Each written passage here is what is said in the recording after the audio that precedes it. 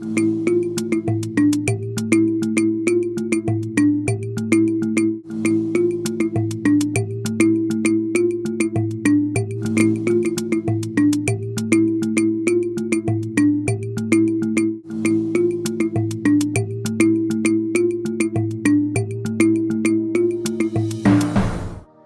Martínez, ¿cómo estás? Muy buen día. Buenos días, Jesús. Pues aquí nuevamente retomando un tema tan controversial que, bueno, lo tomamos en el programa anterior. Todas estas cosas que se han dado en las noticias han sido increíbles, como de película. Pudiéramos decir que ni el mejor escritor pudiera haber pensado lo que está pasando en la Casa Blanca, lo que ha pasado con el presidente Trump, cómo vino el asalto al Capitolio, cómo los seguidores de Trump están aún exigiendo, ahora sí que ya al margen de la legalidad, todo este tipo de ideas a donde él se considera que le han robado las elecciones.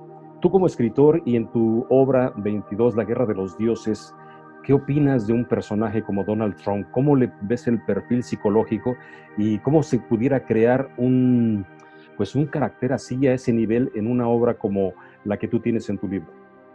Bueno, acuérdate que en mi obra yo hablo de un gobierno en la sombra, ¿no? Es un gobierno que controla el mundo, es un nuevo orden mundial. Y en mi novela, antes de que pasara todas estas historias, antes incluso cuando Trump fuera elegido presidente, en mi novela, pues, él era elegido presidente porque este grupo que controla el mundo, aunque nosotros no lo sabemos, pues le interesaba un personaje como Trump para que llegara a la Casa Blanca, ¿no? Porque, ¿qué es lo que Trump ha traído a la Casa Blanca? Lo primero es un desprestigio, ¿no? Un desprestigio total a lo que es el sistema democrático. O sea, se ha reído de todas las normas democráticas, ha instaurado la mentira a unos niveles como nunca nos habíamos podido imaginar. Sí, ahí está 1984 de Orwell o Un Mundo Feliz de Aldous Huxley, que ya nos hablaban de esto. Y Trump pues lo ha llevado pues a la máxima expresión. Lo que pasó el miércoles pasado, nosotros habíamos grabado el programa el martes, ¿te acuerdas? Y el miércoles vino pues toda la toma del Congreso, que fue, pues desde cualquier punto de vista, pues se le llama una insurrección. Sí, fue una insurrección. Lo que es incomprensible es cómo pudieron entrar tan fácil al Congreso. O sea, yo lo estaba viendo por televisión y les estaban guiando, entra por aquí, entra por allá. No, yo no quiero hacer un paralelo, pero imagínate que la gente que hubiera querido entrar hubieran sido pues los manifestantes estos de Black Lives Matter o latinos, emigrantes, y que hubieran tratado de entrar en el Congreso. O sea, hubiera sido pues posiblemente una masacre. Entonces, yo creo que esto nos ha llevado a tratar de entender un poco lo dividido que está este país, que ya lo sabemos desde hace tiempo, pero a este nivel, es que el hecho de ser blanco y armado, pues te da una ventaja indudable,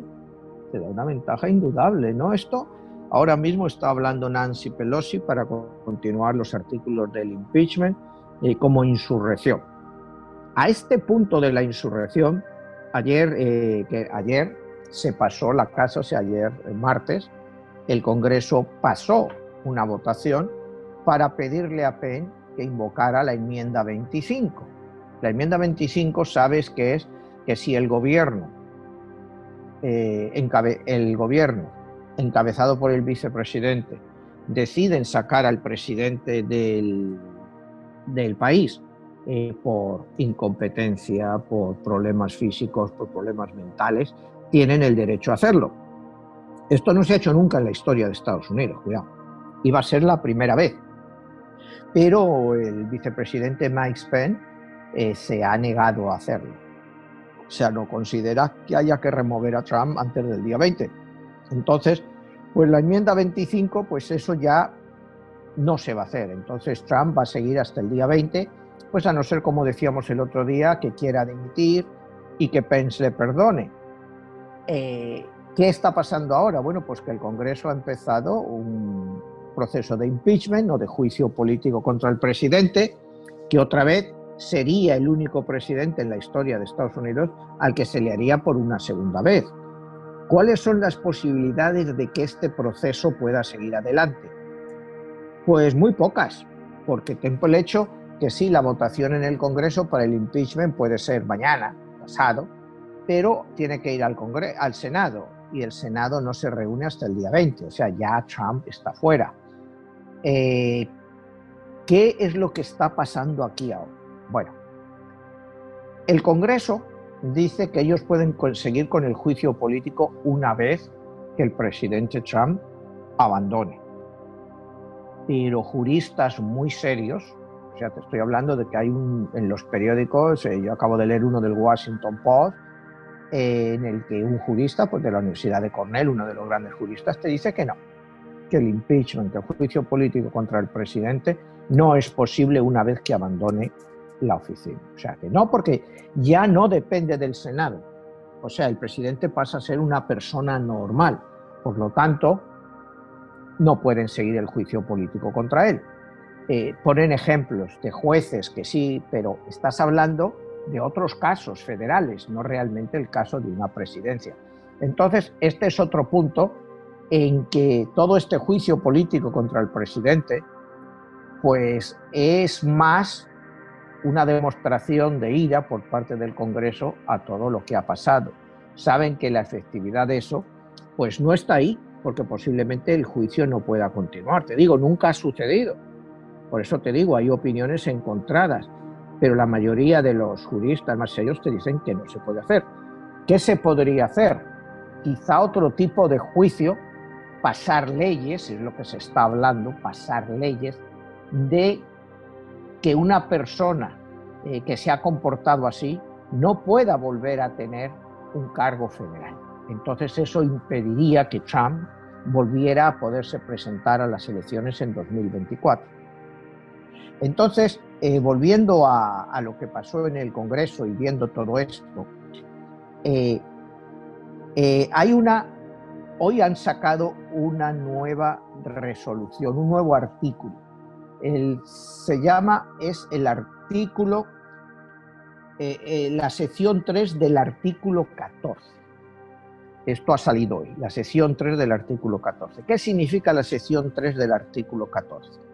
Quiere decir que cualquier persona, líder de Estados Unidos, que haya cometido un acto de sedición o rebelión contra el gobierno, nunca más puede volver a ser elegido para ocupar una oficina pública. Este es un artículo que estaba escondido en la Constitución porque se publicó justo después de la Guerra Civil Americana. Y la idea de este título, de esta ley, era que ningún confederado que levantó las armas contra los estados del norte pudiera volver a ser reelegido para un puesto público. Entonces se está buscando en esta ley, que te digo, que cualquier abogado, y tú sabes aquí los que son litigantes al máximo, la puede volver, porque Trump no se ha levantado en armas, o sea, ni se ha probado de que él fuera el director de la sedición, o sea, él habló y sus seguidores le siguieron, él les instigó. Se puede probar que fue él niega que fuera él. Entonces, como vivimos en una época de tantas mentiras, él abiertamente incitó a la gente, pero ¿se le puede considerar culpable de eso? Pues no lo sé, o sea, me imagino que aquí en este país, como te digo, con los abogados de un lado o los abogados de otro, te puedes tirar años tratando de resolver ese problema y nunca le vas a encontrar una situación, ¿no? O sea, es algo, pero ahí a estos momentos hay estos dos, ese artículo, la sección 3 del artículo 14, que la quieren reactivar, la posibilidad de enjuiciar a Trump después de que deje de ser presidente para que no vuelva a... Porque aquí, mira, Jesús, el problema que nos estamos metiendo es en un problema político grandísimo, pero sobre todo para el Partido Republicano. Trump, a pesar de todo, sigue teniendo una popularidad increíble. Sigue manteniendo una popularidad grandísima entre sus votantes. Entonces, el Partido Republicano sigue dependiendo de él. Sí. Perdón, hay un paréntesis porque Esa popularidad significa, ¿qué te representa? ¿Qué es el reflejo Donald Trump de la idiosincrasia de la inmensa mayoría del pueblo americano? Que él es un espejo de esa cultura, de esa manera de pensar, de esa manera de ver las cosas, porque a pesar de todas las evidencias, siempre hay quien lo defiende y lo considera inocente. Pues mira, que es un reflejo, pues para mí no hay duda de que ha sabido granjearse la amistad y la admiración de toda esa parte de la población. O sea, yo sigo sin entender, como te he dicho muchas veces, que un supuestamente multimillonario de Nueva York, que no sé lo que habrá ido por la América profunda en su vida, quizá jugar golf, entienda de lo que es la América real. Lo que pasa es que él ha canalizado ese odio del hombre blanco. El hombre blanco, como dijimos cuando él fue elegido presidente, se siente humillado. Se siente que sus compañías donde ellos trabajaban con la General Motors, Detroit, en todos estos sitios, sienten que sus puestos de trabajo se han ido, que se han ido a China, se han ido a México. Entonces, ellos se han empobrecido con la globalización.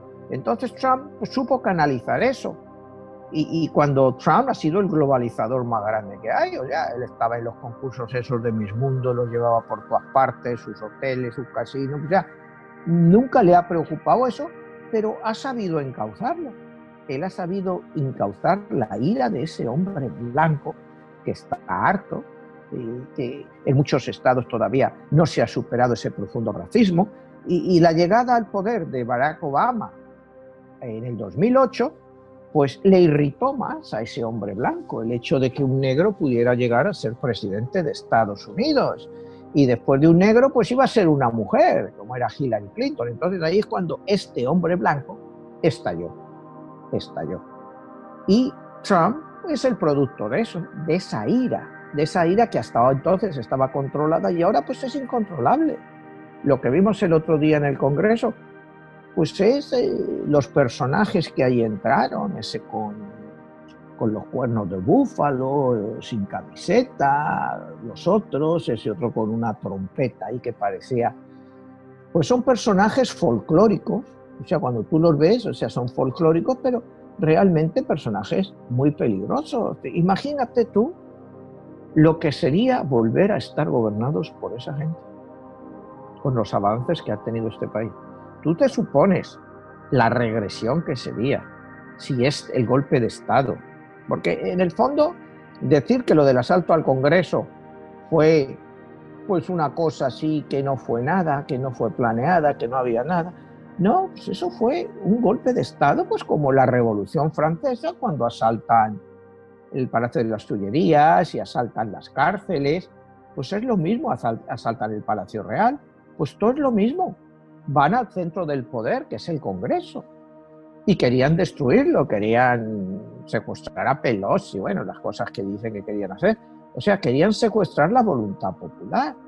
Y todo el problema de esto es que todo es basado en mentiras. Es que todo es basado en mentiras. Entonces, claro, hemos llegado a un extremo en que tú hablas con gente y, como comentábamos tú y yo antes, y que te dicen que todo ha sido una farsa, que Trump ha ganado estas elecciones. Y sí sacó una brutalidad de votos, pues sacó 74 millones de votos. O sea, que lo que te quiero decir, que Trump no es un fenómeno pasajero. Por eso el gran problema que se le está presentando al Partido Republicano dentro de su propio partido es que no se van a poder reconstruir sin Trump.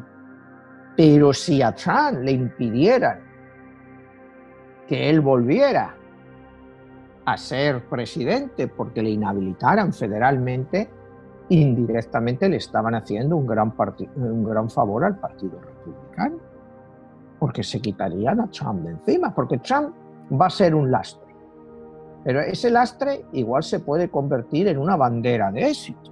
O sea, porque si Trump en 4 años en el poder fue capaz de subir de 70 a 74 millones de votos con las cosas que hizo, cómo manejaron la pandemia, Imagínate que ahora Joe Biden pues empieza y no lo hace tan bien como la gente pensaba y la gente dice, ¿ves? Con Trump estábamos mejor.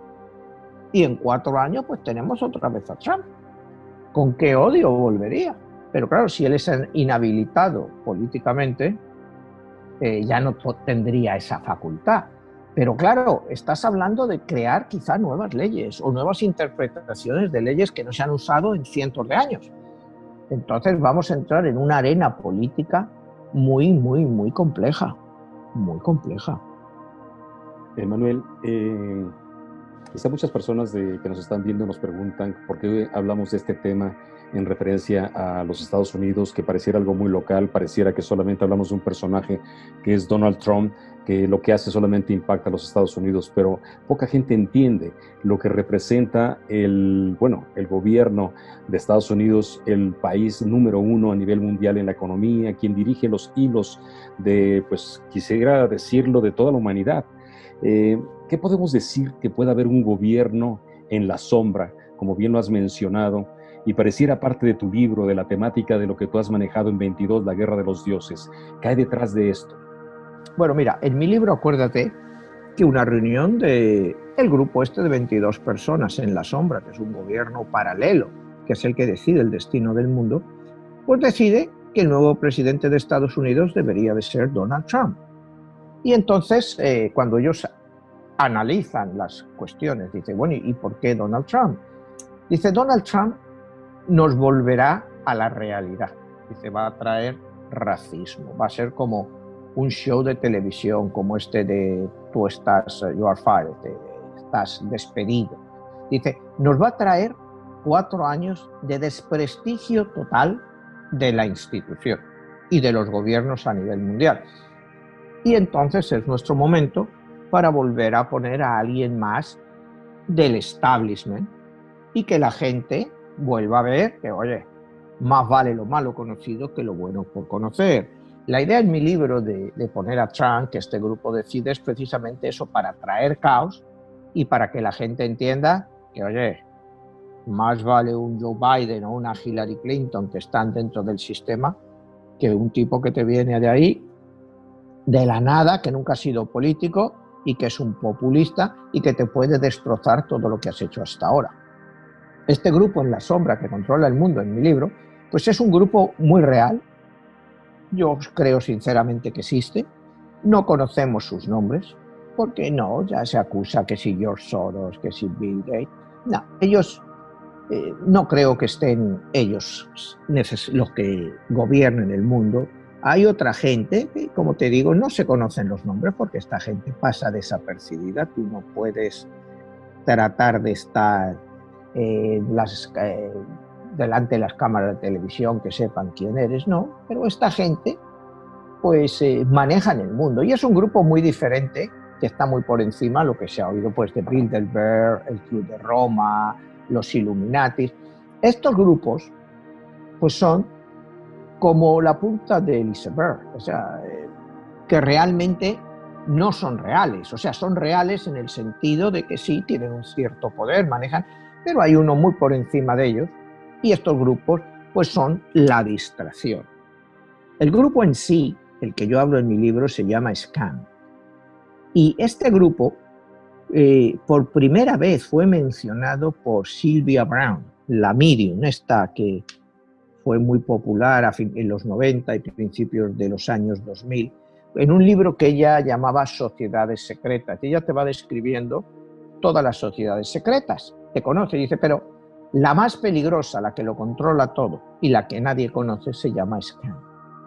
Este Scam nadie sabe quién es, pero es el más poderoso de todos. Dice, nunca vas a encontrar nada publicado sobre ellos, porque cualquier cosa que aparece en Internet automáticamente se borra. Entonces, utilizan una tapadera, que es un grupo de extrema derecha violenta, de blanco supremacista, que se llama igual, Scam, que hasta hace poco tiempo solo se podía encontrar información acerca de ellos en el dark internet, o sea, en el internet oscuro. Hoy en día, pues, encuentras información de este grupo, pero es un grupo irrelevante, igual que estos Proud Boys o todos estos que han ido saliendo ahora. QAnon, que ya hablamos de ellos en otro programa. Entonces este grupo, en mi libro, Scam, pues es un grupo muy, muy poderoso, compuesto por 12 europeos y 12 norteamericanos, y son los que deciden el control del mundo, ¿no? Te pueden admitir dentro del grupo, estos 22 personas, la permanencia es por vida. Hay un comité ejecutivo que, o sea, si son el comité ejecutivo, el comité central es de 74 personas, que se abre a más países, pero para ser miembro de esto tienes que ser o europeo o americano. Puedes ser chino, nacionalizado americano, y puedes estar japonés nacionalizado y puedes estar, pero es la defensa de los valores occidentales a toda costa, lo que ellos creen en ellos, ¿no? Creen el cristianismo como base de una religión, pero le añaden otras cosas, como le añaden reencarnación, le añaden principios de budismo. Es una combinación de religiones, porque lo que ellos tratan de crear eventualmente es una religión mundial. Igual que se pretende un gobierno mundial, se pretende una religión mundial en que tenga un poquito de todo y que todo el mundo la pueda aceptar, aceptando una serie de valores como la libertad de propiedad, en fin, las cosas típicas que ya conocemos. Y ese es ese grupo del que yo hago en mi libro, y que en mi libro también deciden que Donald Trump va a ser presidente, y ahora han decidido también en mi libro, pues que Donald Trump ya no iba a ser presidente, que Donald Trump ya había cumplido su valor, su misión, o sea, porque, y lo ha hecho, porque te ha traído el populismo a unos niveles que la gente pensante se da cuenta y dice, oye, esto es muy, muy serio, porque un señor que te instiga a la toma del Capitolio, cuidado, porque no reconoce, que no quiere reconocer que ha perdido, o sea, va sin reconocer que ha perdido, entonces, ¿cómo le convences tú? O sea, si dice que no, o sea, no creen nada, o sea, es lo que hemos dicho otras veces. En el 2016 las leyes eran perfectas y ganó, todo fue muy limpio. 2020 ya las mismas leyes no sirven, pues es el mismo plazo para votar, las boletas se contan igual. En el 2016 fue bueno y en el 2020 no. O sea, y otra cosa que hemos mencionado muchas veces, ¿en qué país del mundo has visto tú que las trampas o el pucherazo lo haga la oposición y no lo haga el partido en el gobierno? O sea, es que es ilógico. Si el partido en el gobierno es el que controla todo, ¿cómo pueden haber hecho los demócratas trampa? O sea, es que son cosas tan ridículas, que llaman la atención por lo fácil que la gente se los está creyendo. Porque toda la gente, había un poco de desconcierto el otro día después del asalto al Congreso, veía tal. Hoy en día, pues tú oyes a la mayoría de los republicanos que han votado a Trump, te dicen que eso del asalto al Congreso, que fue una broma. Unos tipos que iban ahí, una broma, que eso no fue serio, ¿no? Que no, bueno, pasaron por ahí y ya está, pues se metieron al Congreso, cogieron algunas cosas, saquearon algunos documentos, pero nada, se sacaron fotos para quedar bien, pero nada, luego se fueron y no había pasado nada. Entonces eso me recuerda que la única vez en la historia que se asaltó el Congreso de Estados Unidos fue el 24 de agosto del año 1814. Fíjate, en toda la historia de Estados Unidos, solo el 24 de agosto de 1814 se asaltó el Congreso, y fueron los ingleses. Estabas en la Segunda Guerra entre Inglaterra y Estados Unidos, y entonces, pues en ese momento el general, o sea, James Madison era el presidente de Estados Unidos, era el cuarto presidente, empezó esta guerra y los británicos llegaron al Potomac y realmente Madison había salido con su esposa, se habían llevado cosas de la Casa Blanca porque veían que podían ponerse las cosas mal. Es el único presidente en la historia que huyó de la Casa Blanca. Y bueno, vio esa misma noche, cuando estaba desde las afueras viendo que pasaba, como 150 individuos, aquí eran más, pero mal vestidos, borrachos, asaltaban el Capitolio, ¿no? Y los mandaba un vicealmirante británico que pasó a la historia. Su nombre era George Cockburn. Este señor fue bautizado como el Arlequín del estrago, ¿no? Pues una mezcla de payaso y destructor. Y destruyó el Congreso. Y cuando lo iban a quemar, dice: ¿os parece que quememos este santuario de la democracia yanqui? Y todos ahí borrachos y ahí pues le prendieron fuego. Entonces, pues esa es la única vez que eso ha pasado en Estados Unidos, y era en una guerra, en la guerra, pero que 150 tipos ahí que llegaban y tomaran y el presidente tuviera que salir y entraron ahí y se llevaron las cosas, en fin, eso no estaba en la mente de nadie, o sea, eso nadie lo recordaba. Y ha pasado, pues fíjate, de 1814, 1914, 2014, 206 años después, 207 ya ha pasado. Y que te digan que es una broma, bueno, pues las bromas empiezan así, y nunca sabes cómo acaban, ¿no? Si, imagínate que todo esto empezó porque Pence se negó el día 6 de enero, cuando era el recuento de los votos, se negó a seguir las instrucciones de Trump para que no certificara los votos electorales. ¿Cómo el vicepresidente puede negarse a una labor constitucional que es certificar? Imagínate que por un momento Pence hubiera hecho caso a Trump y no certifica los votos electorales, y esta gente toma el Congreso. ¿En qué situación estaríamos hoy? O sea, aquí no habría gobierno, o sea, aquí habría milicias armadas, había problemas por todas partes y todo porque Trump le dice a Pence: no, tú no certifiques eso. Pero Manuel, ahí sería, bueno, imagínate nada más una señal de que el presidente, por voluntad propia y de un capricho, da instrucciones para que todo lo que es la cuestión constitucional que está dictaminada para que se lleve ese proceso para certificar quién ha ganado la presidencia, y que ha pasado por varias instancias, tribunales y certificaciones y cada estado y todo eso, llegase el momento donde solamente porque Trump lo diga, ya estamos viendo como si fuera un dictador. Ya la democracia y todos los instrumentos que hay para que se lleve a cabo todo eso, pues nos deja una señal muy clara de que estamos al borde de que todo lo que nosotros tenemos entendido que es el gobierno, o las diferentes instancias de los 3 niveles que tiene el gobierno, la parte ejecutiva, la legislativa, la judicial, todo eso, pues simple y sencillamente el presidente se siente como un emperador.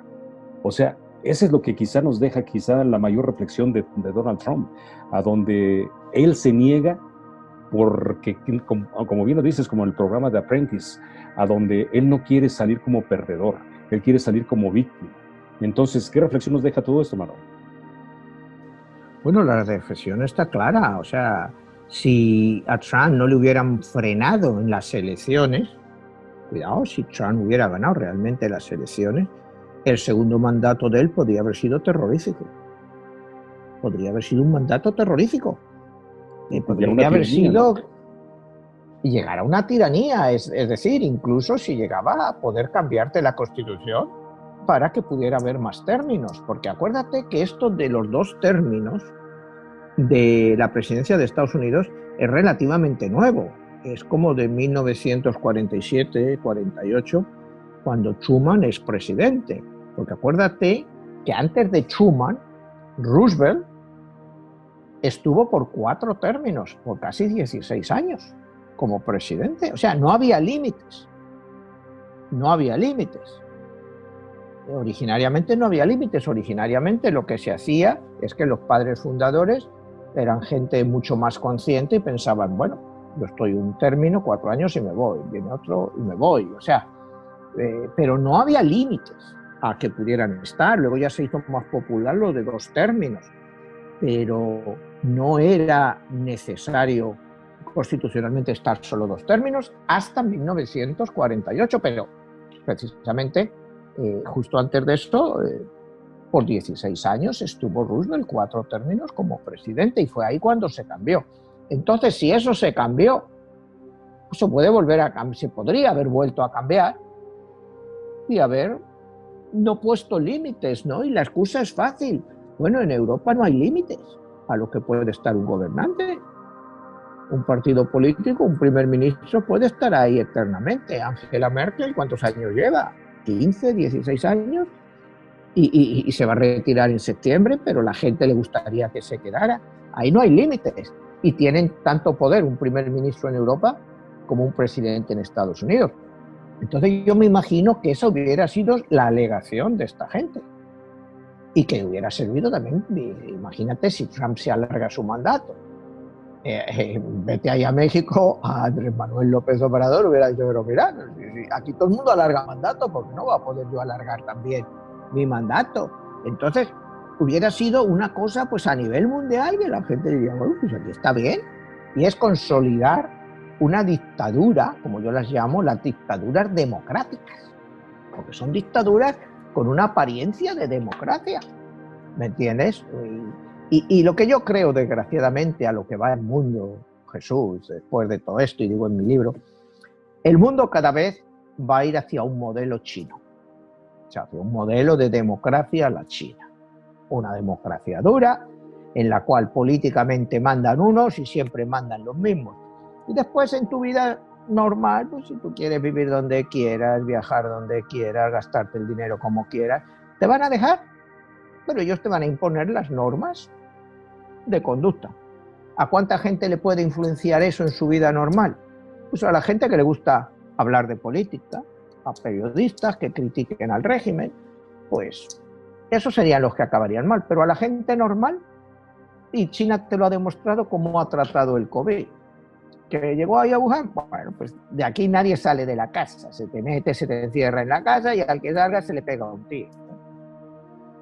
Controlaron el COVID.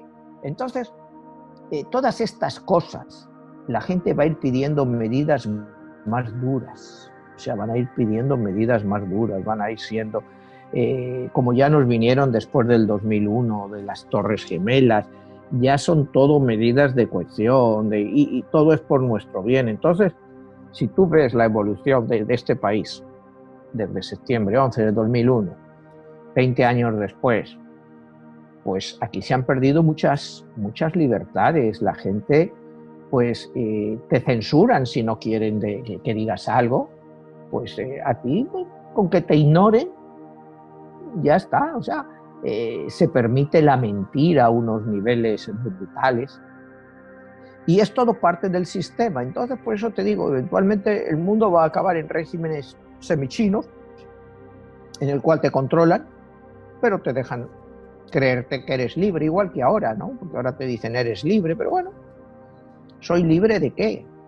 No sé si me entiendes. Claro que eres libre, o sea, te puedes vivir aquí en Miami, o te puedes ir a Minnesota mañana si quieres, o no sé, o te puedes ir a vivir a cualquier país europeo en lo que te lo permitan. Puedes trabajar en lo que quieras, bueno, siempre que encuentres trabajo, ¿no? Puedes tener la casa que quieras, siempre que tu dinero te dé para eso. O sea, aquí somos libres de todo. Tienes libertad de religión, siempre que te interese la religión. O sea, pero ¿qué es la libertad en sí? Ese es el gran problema. ¿Cuál es eso? No sé. La libertad es tener a un señor como Donald Trump. Eso es libertad.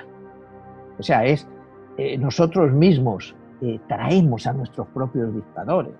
Hitler, lo hemos dicho cuando hicimos el otro día el programa de Hitler. Hitler fue llevado al poder por aclamación popular. Él ganó las elecciones de enero del 33 en Alemania. O sea, el pueblo alemán lo encumbró. No es que él dijera hago una guerra, no, él ganó, convenció a muchísima gente, que muchísima gente, con lo que tú me comentabas antes, es el espíritu americano el que ha elegido a Trump. Y yo te decía, pues sí, es lo que hay, igual que el espíritu nazi fue el que llevó a Hitler. O sea, es lo que hay en el país en ese momento. ¿Cómo piensa la gente en ese momento? La gente en los años 20, finales 30, adoraban a Hitler. Los que han votado a Trump, yo he visto adoración en muchos de ellos. O sea, una adoración como yo nunca he visto. Yo llegué a este país en el año 82, aquí se ha querido mucho a Reagan, se ha querido mucho, o sea, pues se le consideraba un genio que bajó tal, se adoraba una parte de la población a Obama. Pero la percepción que yo siento con Trump, de la gente, de que parece que todo lo que toca, que es un rey Midas, ¿no? Que todo lo que toca lo hace oro, ¿no? Entonces, pues no quiero entrar en la comparación con el rey Midas, ¿no? Pero no sé, yo no creo que aquí en 4 años Trump haya hecho grandes cosas.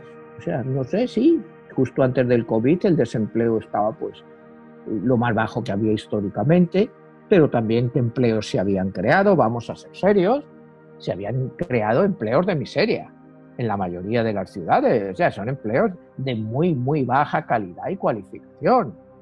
En este país se está luchando porque el salario mínimo sea de $15 la hora. Y el mayor problema pues ha venido siempre de parte de los republicanos, o sea, de eso de pagar $15 la hora, y tiene su sentido. O sea, no sé, no es lo mismo Alabama que Nueva York, o Kentucky que California. Tiene que estar proporcionado. Y los demócratas en su plataforma ya van a subirlo a $15 en toda la nación. Me imagino que lo harán poco a poco, $1 por año, hasta llegar a los $15. Y bueno, pues eso lo acusan de ser socialismo, cuando muchos de ellos van a ser los más beneficiados en Alabama, en Kentucky, en todos estos sitios, en Luisiana. Son donde tienen los salarios más bajos, son los que más se van a ver beneficiados. ¿Cómo pueden ir contra sus propios intereses? Es lo que me cuesta entender. ¿Cómo definirías a Trump como un personaje? Porque pareciera ser, cuando él hizo toda su campaña, pues obviamente que uno de sus temas que fue continuo fue crear un muro. Y eso pues fue como una cuestión racial, una cuestión en contra de la inmigración, y se olvida de que él tiene sus ancestros que fueron inmigrantes, y que pues también es parte del espíritu de los Estados Unidos, que es una nación hecha a base de inmigrantes. Él prometió hacer a Estados Unidos nuevamente grande, pero ¿qué ha hecho él para hacer a Estados Unidos eso? O sea, yo creo que a final de cuentas, la misma pandemia, la manera como él mismo la manejó, a lo lejos de haber hecho Estados Unidos como él lo prometió, yo creo que lo ha dejado en ruinas. No sé cómo lo veas tú. Pues yo estoy de acuerdo contigo, Jesús. El problema es, como te digo, vivimos en la época de la posverdad. Vamos a analizar el país cuando llegó Donald Trump. Iba a reducir el déficit comercial. El déficit comercial, en los 4 años que ha estado Trump, peleándose con China, peleándose con todos, no ha hecho más que aumentar. Hemos cerrado con el déficit comercial más grande que hemos tenido nunca. Y encima, la gente está pagando más. Cuidado, porque ahora todos los ciudadanos estamos pagando por esos impuestos adicionales que él ha puesto a China. Que la gente no entiende cuando se habla de impuestos. El que los pagas eres tú. Como ciudadano, si no sé, en este iPad por el que estamos hablando, costaba $1.200 y tiene ahora un 20% más de impuestos, pues yo, si me lo quiero comprar, me va a costar $1.340. No es que esté perjudicando a China. A China le perjudica en el hecho de que vende menos, posiblemente, pero el que lo estoy pagando soy yo como consumidor, el que me perjudico soy yo, y es lo que la gente no entiende, que el libre comercio ha hecho posible que todo esté tan asequible. Si tú te vas a los años 60, a los años 70, acuérdate, si tú te querías comprar un auto de otro país, los impuestos que tenían, que se hacía para proteger la industria local. Y, en cierto modo, la política de Trump ha querido volver a eso. Es decir, hay que proteger la industria local. Bueno, sí, ¿y cómo protege la industria local? Si un carro hecho en Detroit me cuesta $25,000 y el mismo hecho en México me cuesta 17, pues, ¿qué hay ahí? ¿Quién paga? El consumidor. Si tú ya no importas el carro de México y tienes que comprar el de Detroit, vas a estar pagando 25,000 en vez de 18. Sí, pero Manuel, también hay que aclarar que también quien ha traído esa industria manufacturera de las automotrices a México no fueron los mexicanos, Es la misma política de los gobiernos y de la mentalidad americana de la globalización. De hecho, todo lo que está ahorita actuando en China como la fábrica del mundo empezó en los años 70 por iniciativa de Nixon. O sea, ni siquiera es de que los chinos abrieron las fronteras por sí mismos, sino que ellos tienen un contrato y un convenio de ser la fábrica del mundo. Y nos olvidamos, o sea, Trump no puede llegar hoy en día a hacerle creer al ciudadano común y corriente que nosotros somos los responsables de decisiones que se han tomado desde hace décadas. Entonces hay que entender cómo es que está esta, para mí se me hace una manipulación por parte de él y pues principalmente por la gran ignorancia que hay en el americano promedio. Bueno, pues está claro que es una manipulación, Jesús, todo el problema este que se habla contra la globalización, pues es una manipulación, como tú dices, la gente, ¿quién tiene las empresas en México? Bueno, pues compañías americanas, la Ford, la General Motors, y se benefician de eso, porque cuando lo venden se benefician. O sea, lo que digamos, estás quitando por un lado, se lo están llevando por otro. O sea, las empresas siempre ganan. Lo hagan en México o lo hagan en Detroit. La General Motors te va a ganar, o sea, dinero. Pues si no, no lo haría. O sea, no tendría sentido. Ninguna empresa está para no ganar dinero. O sea, eso es lo primero que hay que entender. Que las empresas, y la base de este país, que es el capitalismo, es que las empresas están para ganar dinero, no para dar subsidios. Entonces, si la General Motors en Detroit no le resultan rentables los carros, pues te va a cerrar la planta y se va a ir a otro sitio, aunque tú le quieras obligar. Pues si tú le obligas, bueno, les puedes obligar por un tiempo, tienes que seguir subvencionándoles, eventualmente estás tirando el dinero. O sea, el problema de la globalización, que yo no lo veo un problema, sino que es una realidad, es que el mundo se va a reciclar, se está ya reciclando, y ciertos empleos nunca se van a quedar ya en los países industrializados, se van a ir a otros países. O sea, eso está claro. ¿Y por qué? Porque el consumidor de esos países industrializados prefiere pagar menos por el carro, por el televisor. Oye, yo me acuerdo, hace bastantes años había un montón de televisiones americanas. O sea, hoy en día yo no creo que haya ni una sola marca de televisión americana. Yo me acuerdo antes que estaba la General Electric, hasta se me acuerdo, Silvana, me parece que había otra, pero hoy en día no hay una sola televisión americana. Tienes Toshiba, Panasonic, Sony, pero yo no recuerdo una televisión americana. Entonces, eso se ha reciclado. ¿Qué puede pasar en 50 años? Igual que no haya ningún coche americano.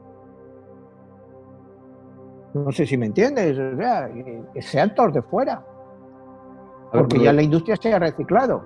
A ver, Manuel, una pregunta, asociando la parte de la economía y todo esto que hablas de que muchas cosas van a dejar de existir, y lo vemos hoy con la pandemia, con todo lo que ha cambiado y la pérdida de trabajos y de tantos negocios y en la industria, se habla de la nueva realidad. ¿Qué tanto hay esto con lo que hemos hablado en otras ocasiones que tiene que ver con el nuevo orden mundial? ¿Es la economía la que determina hacia dónde va o quién maneja ese nuevo orden mundial? ¿Hacia dónde se dirige? ¿Cómo lo podemos entender? Mira, el nuevo orden mundial yo creo que está muy claro. Lo que quieren primero es una población muchísimo más dócil, quieren una población muchísimo más dócil, y es del hecho de que esto de estar encerrado, pues este gobierno mundial lo ha aprovechado pues como un experimento para saber lo que nosotros podemos de ser dóciles. ¿Cuánto tiempo puede aguantar la gente trabajando desde la casa? ¿Llega uno a acostumbrarse o necesitas ir a la oficina? Pues esto te ha enseñado que hay muchos trabajos que tú puedes hacerlos perfectamente desde tu casa. O sea, eso está claro. Tú puedes hacer muchos trabajos desde tu casa, hay trabajos que no. Si tú conduces un autobús o yo qué sé, o trabajas fuera, o eres un albañil y estás en la construcción, pues hay trabajos que no. Pero hay muchos otros trabajos que sí puedes realizar desde la casa. Entonces, el futuro que vamos, todo este nuevo orden mundial, es a una humanidad mucho más controlada. Al haber menos interacción entre la gente, las ideas pues, no se corren, ¿no? Ahora tú te metes en el internet y te das cuenta que, bueno, pues lo que estamos hablando, esta nueva realidad, pues es una realidad basada en la mentira y en la calumnia. O sea, entonces, ¿qué vas a sacar? Una ley contra la mentira y la calumnia. ¿Y cómo defines mentira y cómo defines calumnia? Ahí ya estás yendo contra mi libertad de expresión.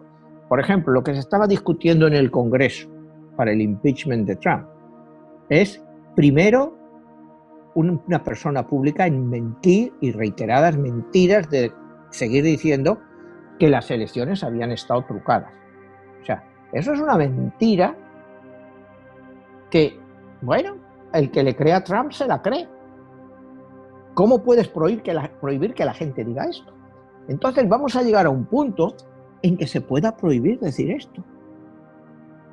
No sé si me entiendes, se van a sacar leyes en que tú no vas a poder negar una evidencia. Pero claro, ¿de quién viene esa evidencia? Imagínate que Trump se hubiera quedado en el poder y sacara esas normas contra la evidencia. Entonces, vamos a ir a una nueva realidad. Cada día yo la veo más kafkiana.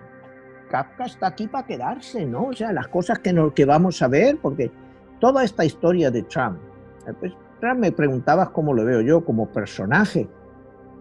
Trump es un personaje pues que va a tener una importancia histórica absolutamente brutal. Trump, por los próximos años o cuando tú y yo no estemos ya aquí, va a ser uno de los presidentes más estudiados en este país y en el mundo. A mí no me cabe duda. Va a ser uno de los personajes, o sea, más, a la vez más alabado y más vilipendiado. O sea, hay gente, mira, acuérdate, por ejemplo, haciendo Argentina con el peronismo, que para mí el peronismo es un fenómeno que yo nunca he podido entender. O sea, realmente ese fanatismo que hoy en día cuelga en una gran parte de la población argentina, ¿no? ¿Qué es lo que realmente hizo Perón? Yo he leído un poco, o sea, no me considero un experto, y tampoco hizo cosas así. Sí que le daban una máquina de coser a una señora para que cosiera, no sé, cosas de esas, y que ayudaba mucho, que querían mucho a los pobres, y que ese fenómeno perdure. Pero es populismo en el 60 fondo, años, ¿no? 60, 70 años después. ¿Cómo se ha podido quedar ahí? Entonces, yo veo que Trump puede ser el mismo fenómeno. Y en 40, 50 años, seguir hablando de Trump. Y déjate, como no lo inhabiliten, en el 2024, Trump te puede volver a ganar las elecciones. Y esta vez no va a decir si gana que ha habido trampa, pero te puede volver a ganar las elecciones. O sea, a mí no me cabe duda, porque esta gente que está tan cerrada, cuando un 65% de los que le han votado creen que ha habido trampa, pues no sé, tú a esta gente en 4 años no le vas a convencer. Sí, lo que pasa que ahí, Manuel, estamos hablando de que le han hecho creer y quizá esa es la manera que Trump, como bien te lo mencionaba en un principio, pareciera que hasta como fuera un guión de cine, ¿no? Como que si fuera una trama donde se ha creado un personaje. Yo te preguntaría para finalizar, ¿es Trump lo que bien decía un pensador antiguamente, que todo pueblo tiene el líder que se merece? En este caso, ¿Trump es el líder, el presidente que se merece los Estados Unidos? Pues yo te diría que sí. Yo creo que cada pueblo tiene el líder que se merece. O sea, y hemos hablado otras veces, Trump ha sido, como te digo, en el 2016 el producto de la ira del hombre blanco americano. Entonces, cuando una parte, un 50% más uno, le vota, está representando, es la voluntad popular, es lo que se merece. Y lo que pasa que con Trump es que Trump nunca mintió antes de ser presidente. Nunca mintió. Es que ha hecho todo lo que dijo que iba a hacer. O sea, es que él ya se presentaba, ya se sabía, él se le había acusado de que si agresiones sexuales, que si no pagaba impuestos, y fue elegido. O sea, y a nadie le importaba. O sea, no sé, claro que era la persona indicada, era la persona que quería la gente, representaba a una gran parte de la población americana que lo eligió. Y así te vas por el mundo, ¿no? Te vas a México, dices, hazlo, pues también lo mismo, pero la gente lo votó y la gente, mira cómo está lo de la pandemia, mira cómo está todo y sigue teniendo un 60 y tantos % de aprobación. Ve que a España con Pedro Sánchez y el señor Pablo Iglesias, que volverían a ganar las elecciones y cómo lo están haciendo. O sea, cada pueblo tiene lo que se merece. Porque, y más cuando tú los estás votando. Por mucha mentira que haya, oye, las mentiras que haya podido decir Trump, en una parte de la población no han calado, pero en otra sí. Entonces, si esa gente le vota, si tú pues te crees eso, pues oye, tienes lo que te mereces. Cada país tiene lo que se merece. Y ya está, y desgraciadamente es así, y ¿para qué quejarse? Si es lo que hay. ¿Cómo lo veo, Jesús?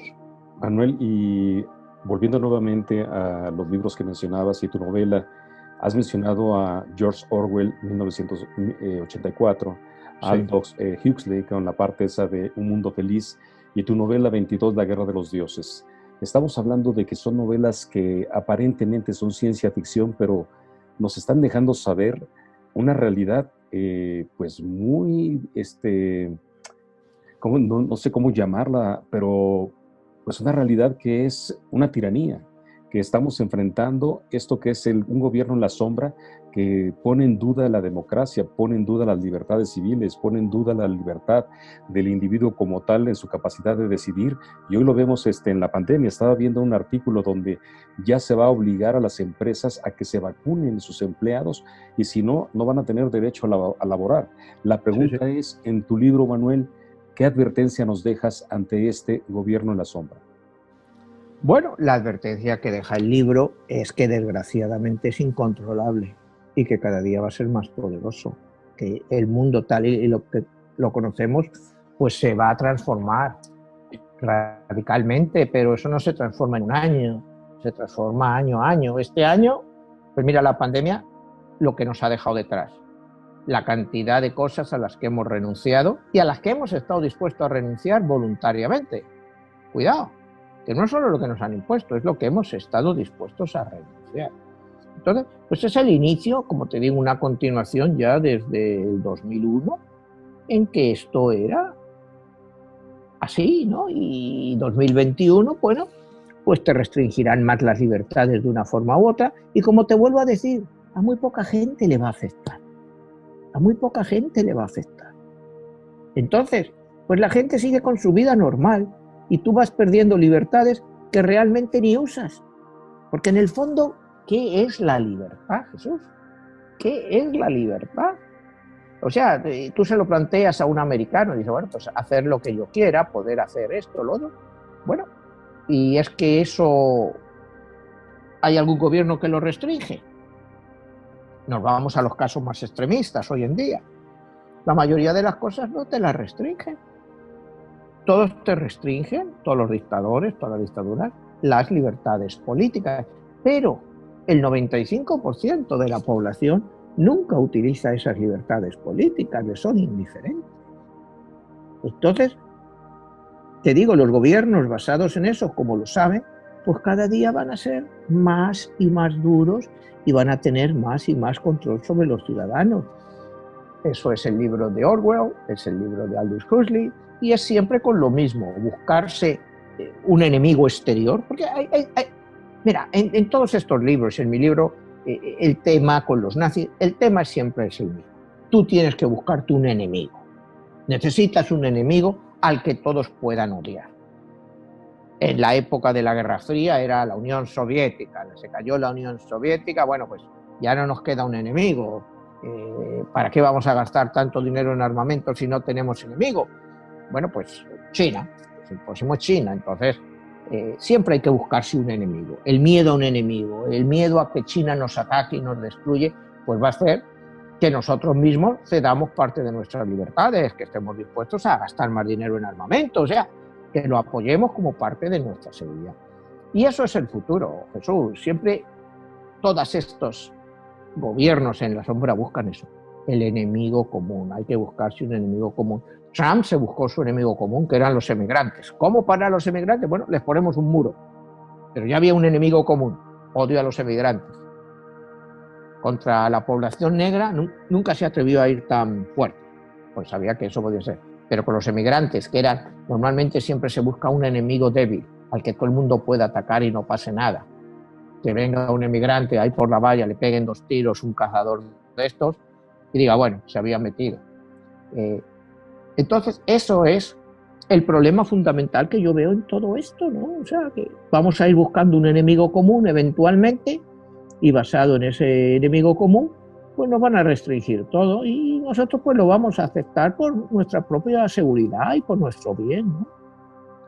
Bueno, Manuel, hoy en día el enemigo invisible que es la pandemia, como lo dice un catedrático de una de las universidades en Estados Unidos, que pasamos exactamente, como bien lo dices, del 2001 a la fecha, de tener a la parte esta del Islam, los radicales, la parte de que Estados Unidos estuvo bajo ataque, aparentemente, y que hoy en día el enemigo está en algo que no vemos, que es un virus, y que puede ser cualquiera de nosotros quien sea quien lo pueda aportar, y nosotros nos volvimos, como bien lo decías tú en la otra ocasión, en los nuevos, la nueva amenaza. Así que, pues, te agradezco muchísimo. El día de hoy ha sido un Gracias a ti, tema Jesús. bastante profundo y delicado.